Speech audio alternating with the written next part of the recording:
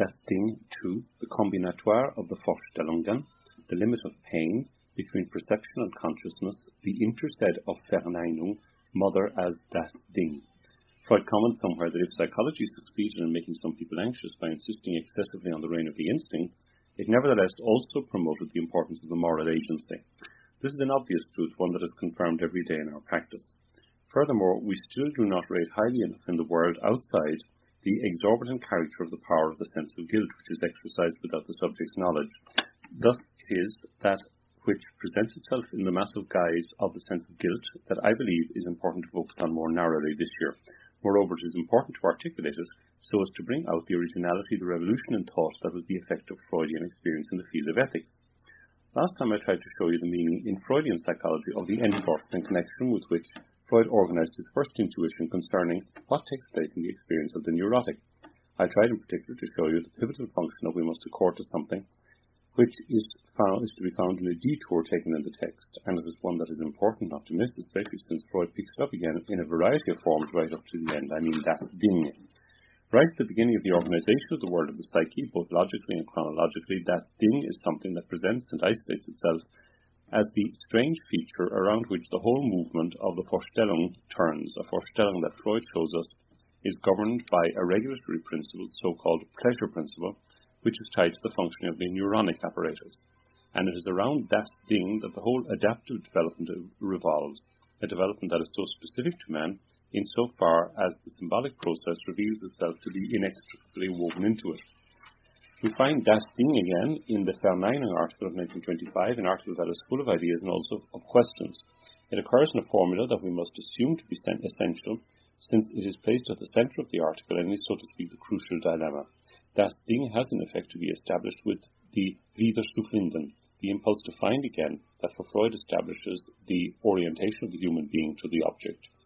You should note that this object is not even stated, and here we might give its due to a certain textual criticism whose attachment to the signifier sometimes seems to take a Talmudic turn.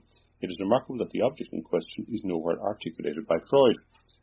Moreover, since it is a matter of finding it again, we might just as well characterize this object as a lost object. But although it is essentially a question of finding it again, the object indeed has never been lost. In this orientation to the object, the regulation of the thread, the Vorstellungen, relate to each other in accordance with the laws of a memory organization, a memory complex, a Bahnung, that is to say a facilitator, but also, I would say, more decidedly a concatenation, whose neuronic apparatus perhaps allows us to glimpse these operations in a material form, and whose functioning is governed by the law of the pleasure principle. The pleasure principle governs the search for the object and imposes the detours which maintains the distance in relation to its end. Even in French, the etymology of the word, which replaces the archaic quérir, to search, refers to cerca, detour. The transference of the quantitative from Vorstellung to Vorstellung always maintains the search at a certain distance from that which it gravitates around. The object is found to be found confers on the search its invisible law, but it is not that, on the other hand, which controls its movements. The element that fixes these movements, that models the return, and this return itself is maintained at a distance, is the pleasure principle. It is the pleasure principle which, when all is said and done, subjects the search to encounter nothing but the satisfaction of the Not des Lebens. Thus, the search encounters in its path a series of satisfactions that are tied to the relation of the object and are polarized by it, and at every point they model, guide, and support its movements according to the particular law of the pleasure principle. This law fixes the level of a certain quantity of excitation which cannot be exceeded without going beyond the limit of the Lust-Unlust polarity. Pleasure and unpleasure are the only two forms through which the same and single mode of regulation we call the pleasure principle expresses itself. The admission of quantity is regulated by the width of the channels that do the conducting, by the individual diameters that a given organism can support. The thing is expressed metaphorically by Freud, but it is almost as if we were to take it literally. What happens once that limit is exceeded? The psychic impulse is not so much capable of advancing any further towards what is supposed to be its goal. Instead, it is scattered and diffused within the psychic organism. The quantity is transformed into complexity. In a kind of expansion of the lighted zone of the neuronic associate organism, here and there in the distance it lights up according to the law of associative facilitation, or constellations of Vorstellungen, which regulate the association of ideas, unconscious Gedanken, according to the pleasure principle. The limit has a name. It is something more than the Lust-Unlust polarity Freud speaks of. I would have you note that it is avoidance-flight movement which, in the beginning, even before the system starts to function, normally intervenes in order to regulate the invasion of quantity in accordance with the pleasure principle. And it is to the motor system that the function of regulating the variable or homeostatic level of tension for the organism is handed over in the end. But the homeostasis of the nervous system, which is the site of the autonomous regulatory mechanism, is distinct from the general homeostasis, with all the potential for conflict that implies, the homeostasis which activates the balance of moods. The balancing of moods occurs, but as an order of stimulation arising from within. That is how Freud expresses it. Certain stimulations come from them within the nervous system, and he compares them to external stimuli. I would like us to stop for a moment at this limit of pain. Those commentators who collected the letters to Fliess consider that Freud slipped up by using the word motor instead of secretorisch, cell, nucleus, organ. I once said that it did not seem to be clear that it was such a slip. Freud tells us in effect that in the majority of cases, the reaction of pain derives from the fact that the motor reaction, the flight reaction, is impossible. And the reason for this is that the stimulation, the excitation, comes from within.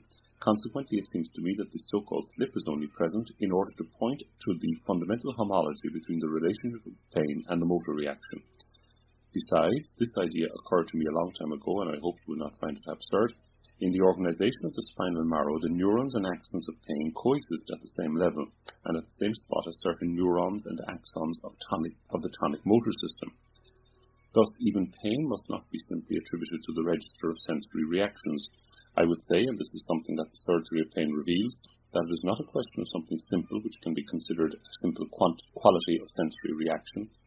The complex character of pain, the character that, so to speak, makes it an intermediary between afferent and efferent, is suggested by the surprising results of certain operations, which in the case of some internal illnesses, including some cancers, allows the notation of pain to be preserved, when the suppression or removal of a certain subjective quality has been effected, which accounts for the fact that it is unbearable.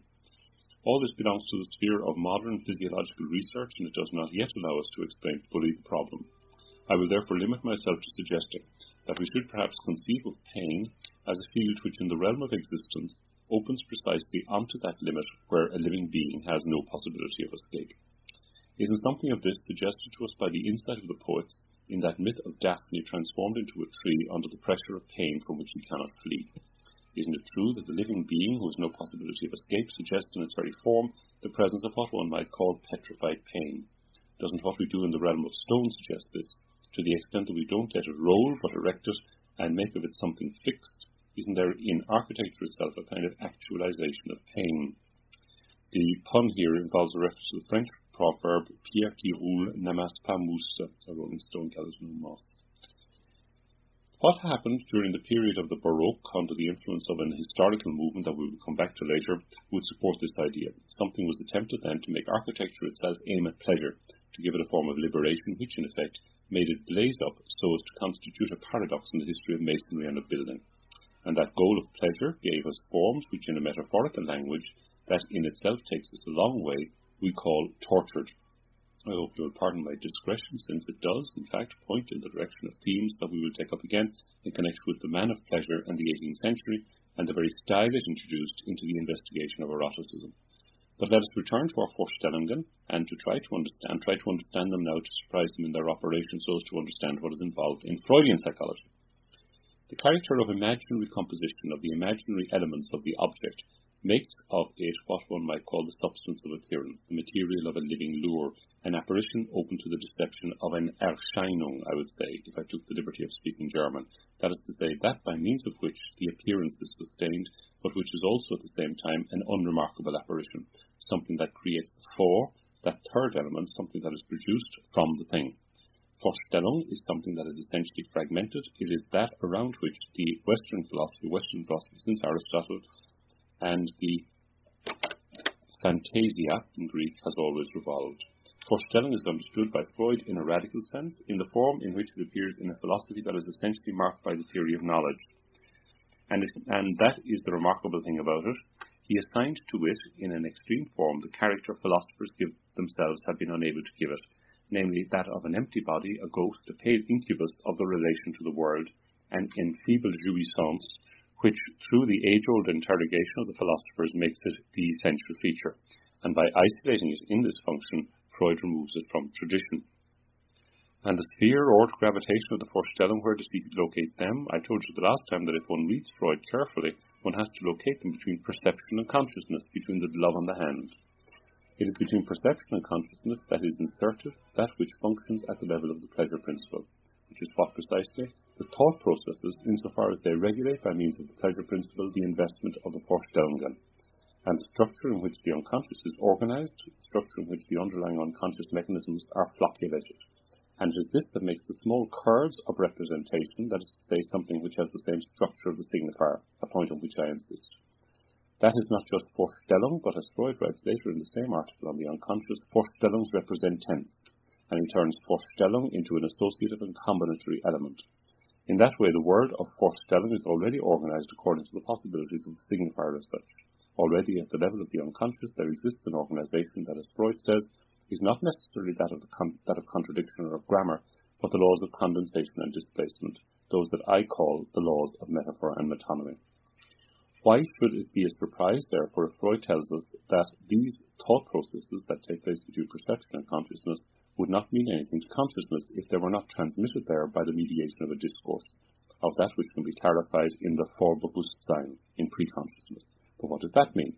Freud leaves us with little doubt it is a question of words, and we must of course situate the Wortvorstellung that are involved in relation to our argument here.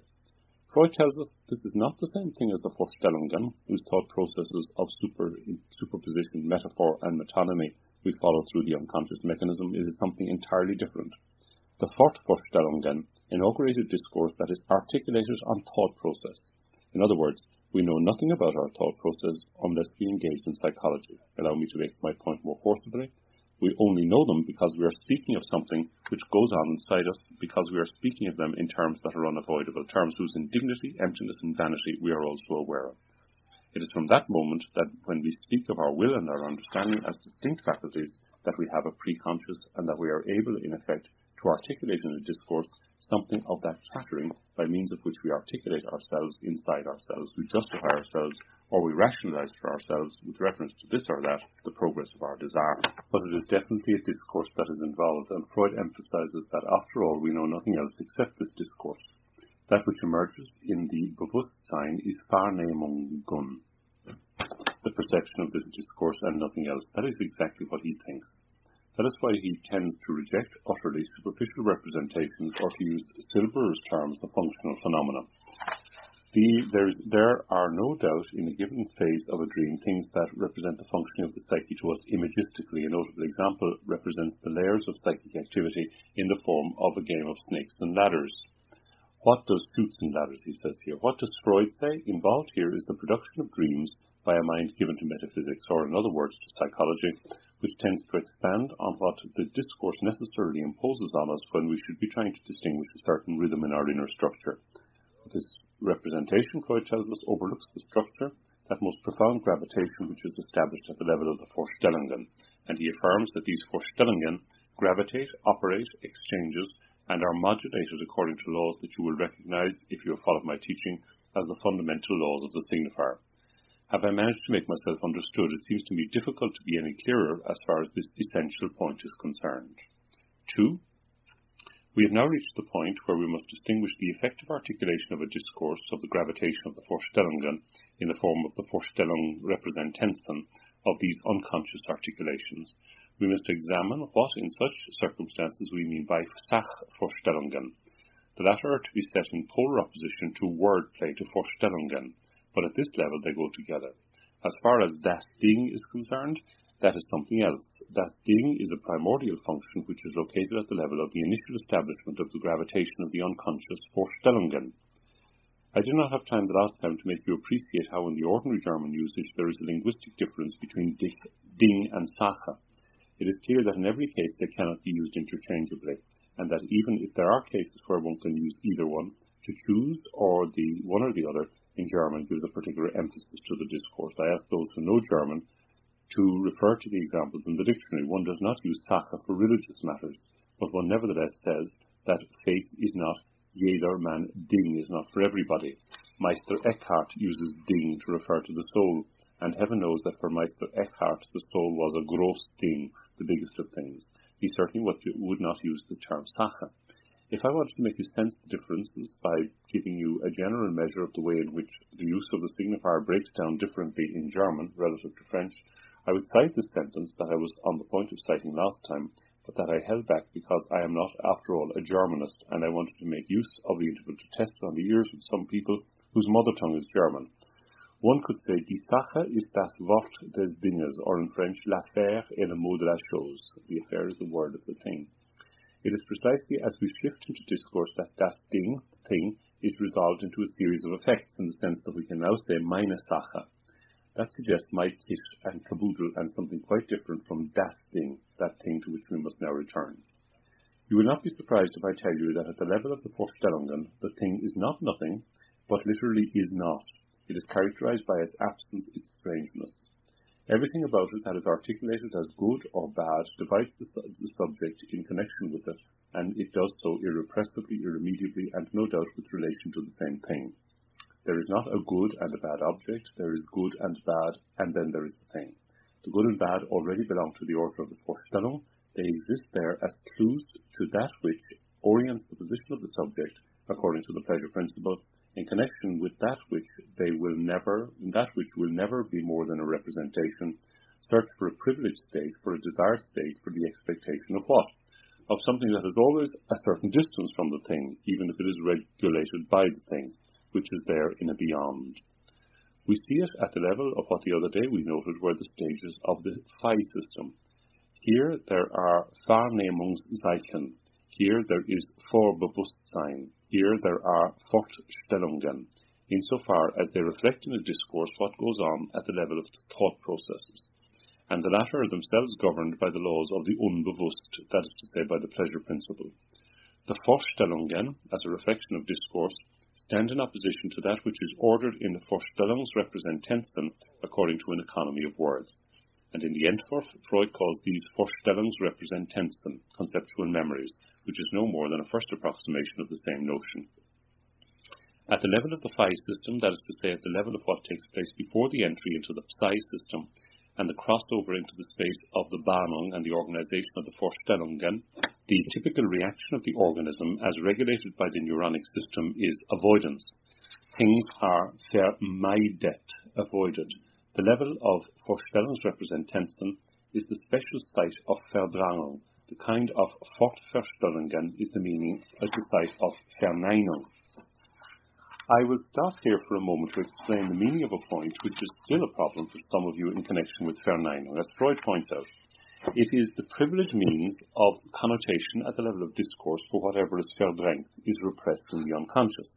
Verneinen is the paradoxical way in which what is hidden, verborgen, in the unconscious is located in spoken enunciated discourse in the discourse of Bewusstwerden. Verneinen is the manner in which what is simultaneously actualized and denied comes to be avowed. One should continue the study of Verneinung that I've already begun with the study of the negative particle. Following Pichon's example, I've already pointed out here the subtly differentiated use in French of this pleonastic ne, which, as I showed, makes what it seems paradoxical when, for example, the subject enunciates his own fear. We do not say, je crains qu'il vienne, I'm afraid he may come, as logic would seem to demand, but je crains qu'il ne vienne, I'm afraid he may not come.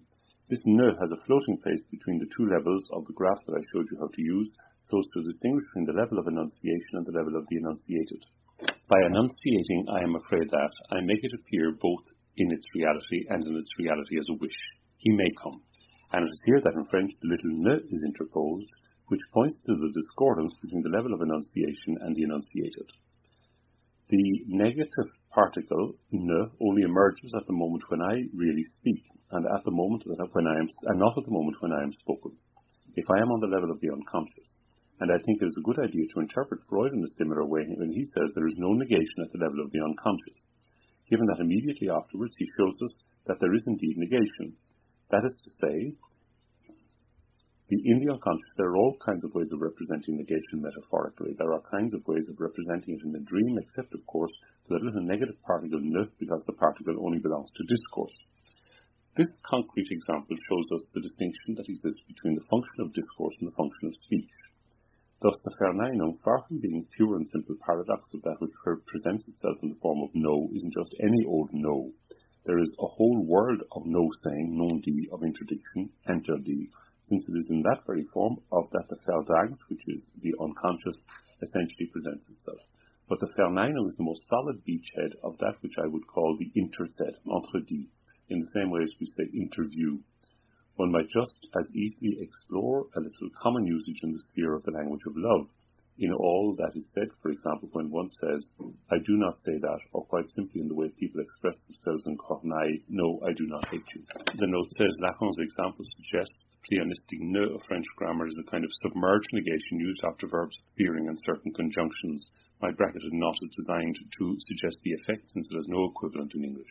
You can see that in this game of chutes and ladders, from a certain point of view, Verneinung represents the inverse of Verdrängung, and that there is a difference of organization between them with relation to the function of a vowel.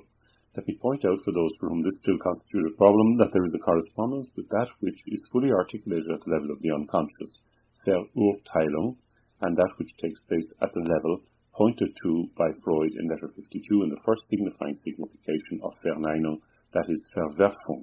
One of you who shall remain nameless, Laplanche, in a dissertation on Hölderlin that we will, I hope, have the opportunity to discuss here sometime, asked himself and asked me what Verwerfung might be. He wanted to know if it was the paternal no-name, nom du père, nom de père, and it is in case of as it is in the case of paranoia, or the no-name of the father, nom du père.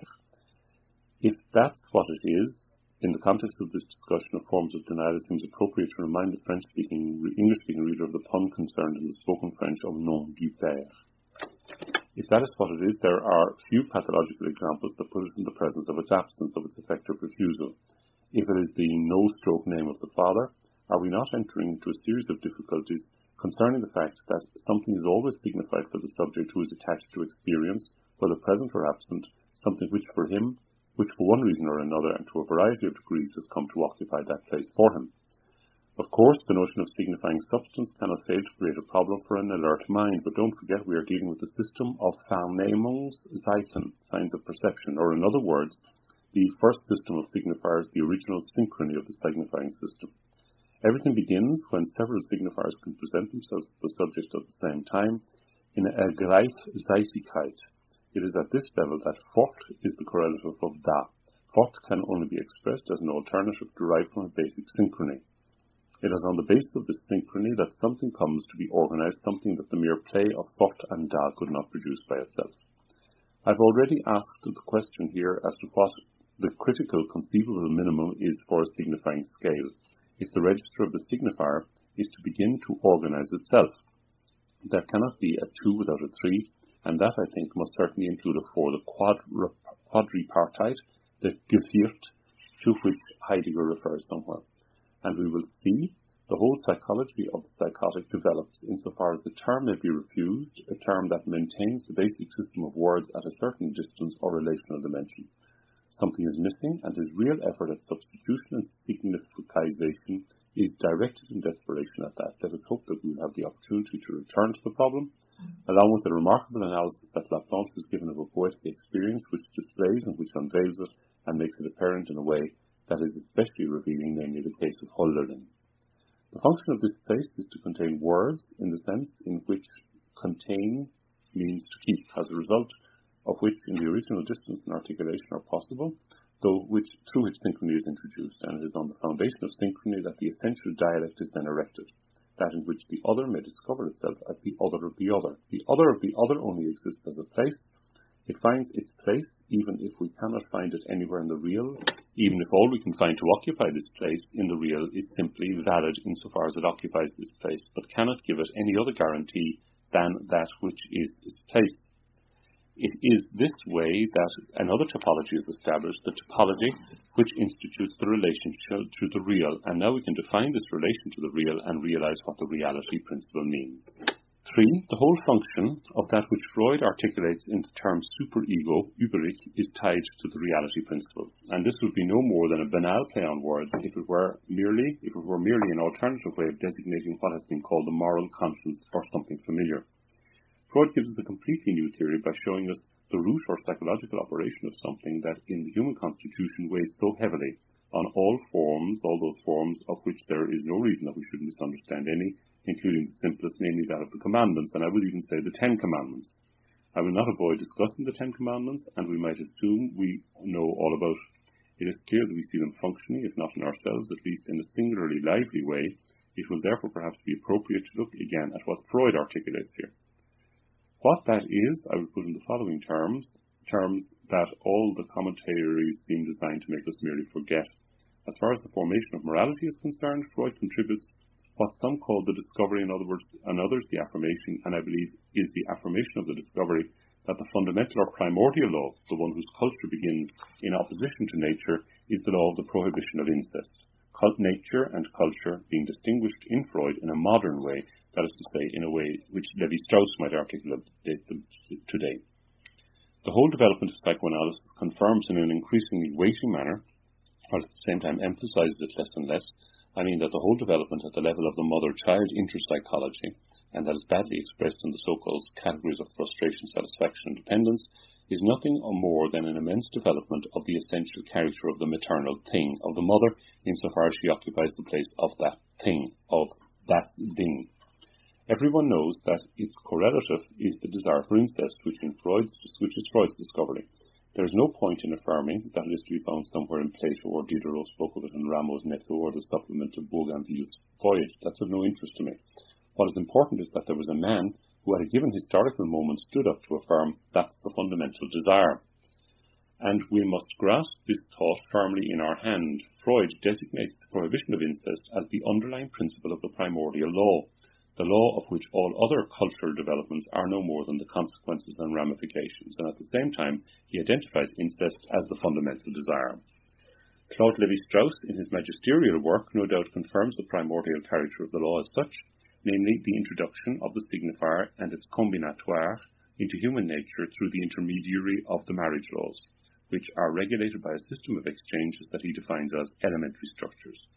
This is the case to the extent that guidance is given concerning the choice of a proper partner, or, in other words, order is introduced into marriage, which produces a new dimension alongside that of heredity. But even when Levi-Strauss explains all that, and spends a lot of time discussing incest in order to show what makes its prohibition necessary, he does not go beyond suggesting why the father does not marry a daughter, because the daughters must be exchanged. But why doesn't a son sleep with his mother? There is something mysterious there. He, of course, dismisses justifications based on the supposedly dangerous biological effects of inbreeding.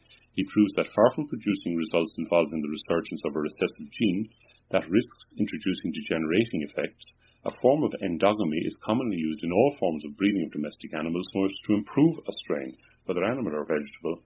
The law only operates in the realm of culture, and the result of the law is always to exclude incest in its fundamental form, son-mother incest, which is the kind Freud emphasizes.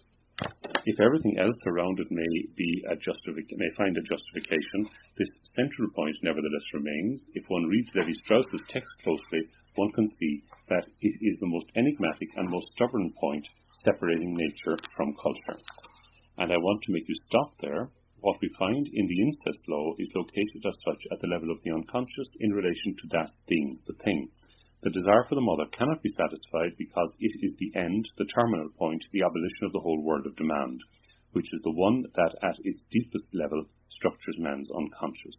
It is to the extent that the function of the pleasure principle is to make man always search for what he has to find again, but which he will never attain, that one reaches the essence, namely that sphere of relationship which is known as the law of the prohibition of incest. The metaphysical analysis is not worthy of our interest, however, if it cannot be confirmed at the level of effective discourse which manages to put itself at the disposition of man's knowledge, that preconscious or unconscious discourse, or in other words, the effective law, or in other words, again, the famous 10 Commandments I was speaking about just now. But are there 10 Commandments? My goodness, perhaps there are. I tried to add them up by going back to the source. I took down my copy of Sylvestre de Sacy Bible.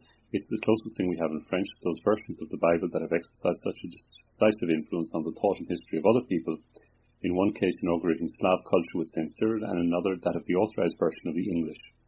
One can say that, if one does not know it by heart, one finds oneself an outsider among them, We do not have the equivalent of that, but I nevertheless advise you to take a look at the 17th century version, in spite of its inaccuracies and mistakes, since it was the version people read, and on the basis of which generations of clergymen have written and fought over the interpretation of a given prohibition, both past and present, that is inscribed in its pages.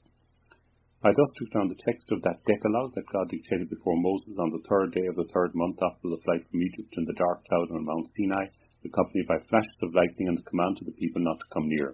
I must say I would like one day to have someone more qualified than I analyze for us the diverse forms that the interpretation of these 10 commandments have undergone, from the Hebrew text to the one in which it appears as the quiet droning of the rhythmic lines of the Catechism.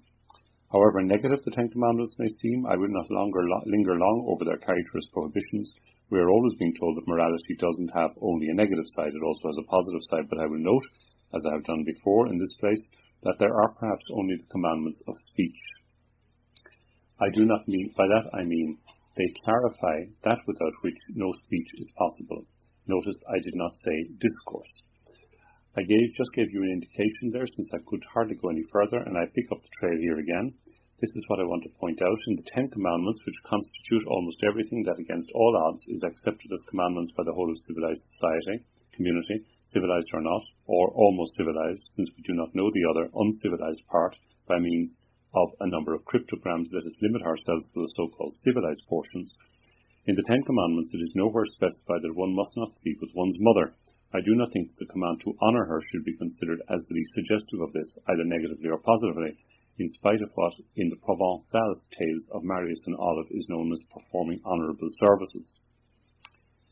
Couldn't we next time try to interpret the 10 commandments as something very close to that which effectively goes on in repression in the unconscious? The 10 commandments may be interpreted as intended to prevent the subject from engaging in any form of incest on one condition, and on one condition only, namely that we recognize the prohibition of incest is nothing other than the condition sine qua non of speech.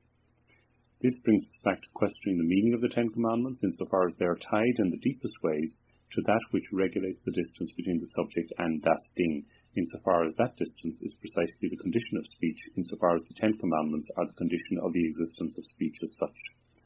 I am simply on the point of broaching this topic, but I beg you right away not to stop at the idea that the 10 commandments are, so to speak, the condition of all social life. For from another point of view, how can one not in truth see, when one merely recites them, that they are in a way the chapter and verse of our transactions at every moment of our lives? They display the range of what are, properly speaking, our human actions. In other words, we spend our time breaking the 10 commandments, and that is why society is possible. I do not for all that have to push the paradox to its extreme, like Bernard de Mondeville in the Fable of the Bees, where he demonstrates that private vices constitute public wealth. It is not a question of that, but of seeing what kind of preconscious immanence the 10 commandments respond to. I will take up the question here the next time, not however without making a detour through the fundamental reference I evoked when I spoke to you the first time of what might be called the real. The real, I have told you, is that which is always in the same place. You will see this in the history of science and thought. This detour is indispensable if we are to reach the great revolutionary crisis of morality, namely the systematic questioning of principles there where they need to be questioned, that is at the level of the imperative. That is the culminating point both for Kant and Sade with relation to the thing. It is there that morality becomes, on the one hand, a pure and simple application of the universal maxim, and on the other, a pure and simple object. This point is essential if one is to understand the step taken by Freud. By way of conclusion today, I would just like to bring your attention to something that a poet who happens to be a friend of mine once wrote. The problem of evil is only worth raising as long as one has not fixed on the idea of transcendence by some good that is able to dictate to man what his duties are. Till that moment, the exalted representation of evil will continue to have the greatest revolutionary value. Well, now, the step taken by Freud at the level of the pleasure principle is to show us there is no sovereign good, that the sovereign good, which is das Ding, which is the mother, is also the object of incest, is a forbidden good, and that there is no other good, such as the foundation of the moral law as turned on its head by Freud. Now we have to consider where the positive moral law comes from that has remained quite intact and that we are literally capable of banging our heads against the wall for, to borrow an expression made famous by a film, rather than see it overturned, la tête contre le mur. What does this mean? It means, and this is where I am leading you, that what you are looking for in the place of the object that cannot be found again is the object that one finds again in reality. In the place of the object impossible to find again at the level of the pleasure principle, something has happened that is nothing more than the following, something which is always found again and which presents itself in a form that is completely sealed, blind, and enigmatic in the world of modern physics. You will see that it is in relation to this that the crisis of morality was played out at the end of the 18th century at the time of the French Revolution, and it is to this that Freud's doctrine constitutes an answer. It sheds a light on the subject that I hope to be able to show you has not yet yielded up all its implications. End of Seminar 5, December 16, 1959.